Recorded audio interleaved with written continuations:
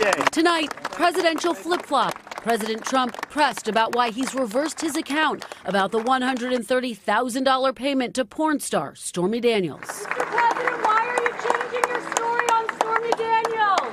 This after a bombshell, the newest member of the president's legal team, Rudy Giuliani, announcing for the first time the president reimbursed his personal attorney, Michael Cohen, for that hush money payment made to Daniels in the days before the 2016 election. It's not campaign money.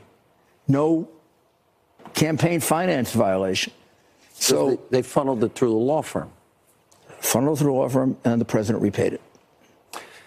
Oh, I didn't know he did. Yep. The president initially claimed he knew nothing. Did you know about the $130,000 payment to Stormy Daniels? Then why did Michael Cohen make it if there was no truth or allegation? You have to ask Michael Cohen. Michael's my attorney, and you'll have to ask Michael. But for the first time today, tweeting he repaid Cohen through reimbursement.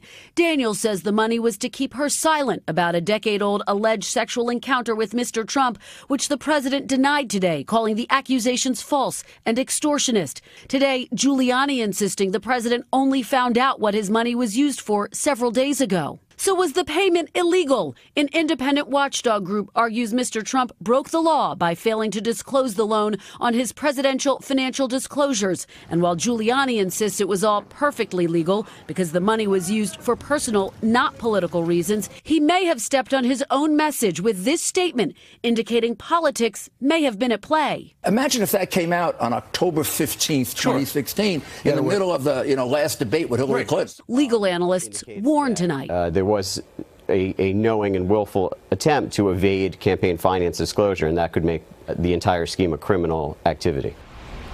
Giuliani's statement surprised much of the White House and the president's legal team. Adding to the concerns here, NBC News has learned federal investigators were keeping a log of Michael Cohen's phone calls and identified at least one call placed from a Cohen phone line to a White House line. Hey, NBC News fans, thanks for checking out our YouTube channel. Subscribe by clicking on that button down here and click on any of the videos over here to watch the latest interviews, show highlights, and digital exclusives.